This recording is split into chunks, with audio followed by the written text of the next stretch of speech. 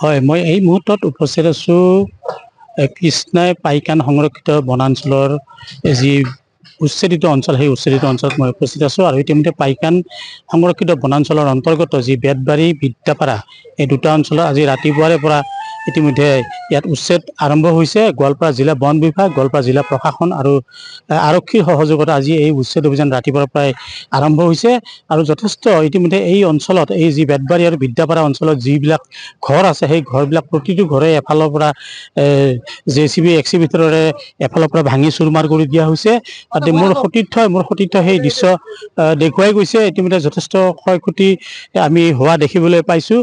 যিহেতু বন বিভাগৰ তৰফৰ পৰা জনাইছে যে 140 হেক্টৰ 140 হেক্টৰ ভূমি 140 হেক্টৰ ভূমি ইয়াত আছে। আৰু এই 140 হেক্টৰ ভূমি ইয়াত উচ্ছেদ হ'ব। ইয়াত যিসকল লোক আছে, প্ৰায় সহস্ৰাধিক পৰিয়াল আছে, এই সহস্ৰাধিক পৰিয়াল আজি উচ্ছেদিত হ'ব। হয়তো 2 দিন বা 3 দিন হয়তো লাগিব। মোৰ সতীৰ্থক মই পুনৰ সেই উচ্ছেদৰ যি ছবি, সেই ছবিখন মই দেখুৱাবলৈ অনুৰোধ জনাইছোঁ। অবাল বৃদ্ধ বনিতা বা যিসকল বৃদ্ধ মানুহ আছে বা বুঢ়ী মানুহ আছে বা ইয়াৰ যি শিশু আছে, বা সকলোৱে ইতিমধ্যে শোকত ভাগি পৰিছে, নিজৰ ঘৰখন হেৰুৱাই শোকত ভাগি পৰিছে। মোৰ লগত এই স্থানীয় ব্যক্তি এগৰাকী আছে, মই তেওঁৰ পৰা কিছু কথা মই জানিব বিচাৰিম। যিহেতু আপোনাৰো ঘৰ আজি এই উচ্ছেদিত যি চলি আছে, উচ্ছেদ চলি আছে, আপোনাৰ ঘৰো উচ্ছেদ হৈছে, কি ক'ব আপুনি? ক'ব যিহেতু আমি সৰুৰ পৰা মোৰ মা দেউতাই ইয়াতে লৈ আহিছিল। আমাৰ মা দেউতা তাতে নদী ভঙা মানুহ আছিল। আমি তেতিয়া সৰু আছিল। আমি কোনো ৰকম দেউতাই এইখিনি মাটিটো লৈ অলপ মানে আশ্ৰয় লৈছিল। কিন্তু আজি বহু বছৰ হ'ল আমাৰ মা দেউতা ঢুকাল। তাৰপিছত মই অলপমান মাটিতে এনেকুৱা ধৰণৰ আছোঁ। কিন্তু আৰু এটা কথা, যেতিয়া এপ্লাই কৰিব কৈছিল এই মাটিৰ বিষয়ে, মই এপ্লাই কৰিছিলোঁ। এপ্লাই কৰাৰ পিছত মোৰ তিতা কপিত নাম আছে, মই তাৰপিছত খাজনাৰ ৰচিদ আছে। কিন্তু তেতিয়াও ঘৰটো তাৰমানে এতিয়া এনেকুৱা হৈছে যে 10 মিনিটৰ ভিতৰত মোৰ ঘৰটো নোহোৱা হৈ যাব। তাৰমানে আৰু ময়ো এটা সাংবাদিক হিচাপত ৰাইজৰ সেৱা কৰিছোঁ।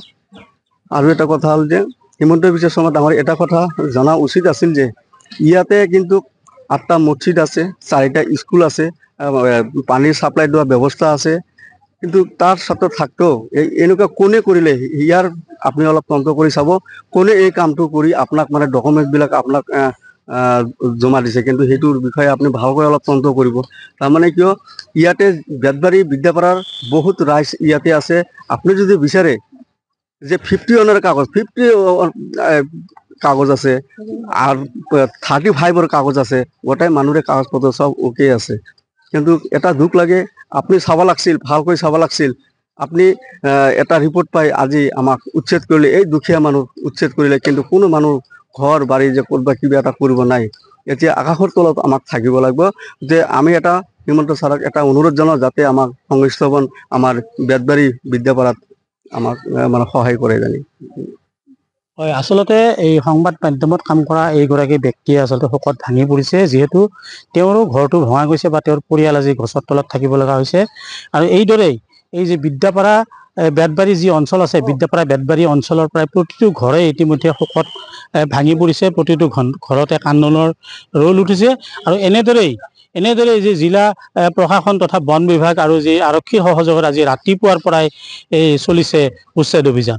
যিকোনো খবৰৰ বাবে যোগাযোগ কৰক 7099017330 লগতে 7099017110 নম্বৰত।